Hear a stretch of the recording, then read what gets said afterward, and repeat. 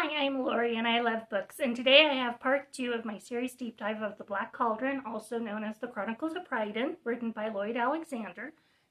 Duchess is here, and I'd say hi again. Hello! Um, I'm going to be doing these in order of when they occur within the history of Prydain, not based upon when they were released as books. So before any of the books happen, any of the information of the books happen, the sons of Lady Dawn and King Balin traveled from the Summer Country into Prydain to help protect Prydain against the Kingdom of Arwen, the Death Lord's realm. Sorry. So the first book is the Foundling and Other Tales of Prydain, pictures by Margot Zimick, and this is 6 tales that are prequel stories for the main series. And so it deals with characters that either are in the main series or they're related to characters in the main series.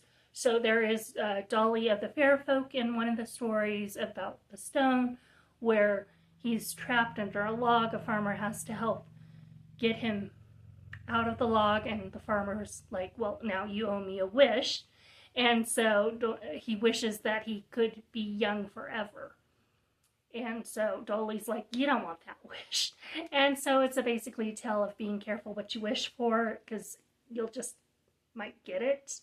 One of the other tales is The Rascal Crow, which is about Cadwir, the father of Coll. Coll is the crow that Taryn gets in the second book of the main series, the Black Cauldron. And so it's about how he is being very mischievous. He's making fun of all the other animals while they're being warned that the hunter is on the loose in the forest and to be careful and to watch out for each other.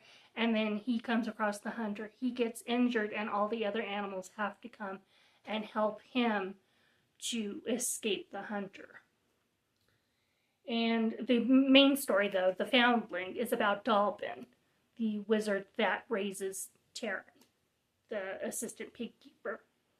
So this is of how he was found in a basket in the marshes of Mordew by the 3 sisters, the 3 witches, the 3 hags, triple goddesses, Ordu, Orwyn, and Orgok.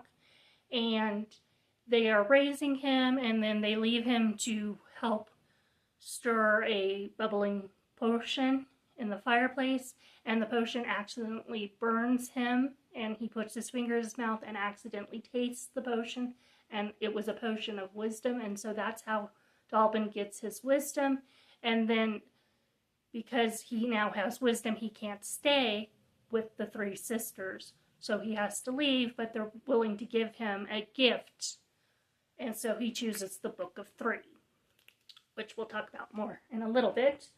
The next 2 might happen at the same time or roughly the same time. They're both before the first book in the series, the Book of 3, but I'm not sure exactly which one happens first, but we're going to talk about the Truthful Harp. This is, I think, illustrated by Evelyn Ness, and this is Fleur de Fleu, or is it Fleur de Flam? Fleur de Flam, sorry, and how he is a king of a very tiny kingdom in Prydain, and so he decides he wants to not be a king, he wants to go be a bard, and so he goes to the Council of the Bards to take his test to become a bard, and they're like, yeah, you don't qualify for this, but here's this harp that we'll give you so you can go. And he's like basically like a minstrel more than a bard, because he doesn't have the knowledge that a bard would have. And so he goes through a lot of things, like he comes across a child drowning in a lake or in a river, and he helps pull them out, and he's like, oh, I wanted to get a little wet. And so every time he kind of tells a little untruth, the strings break of the magic harp. And so he eventually goes back to the council, and the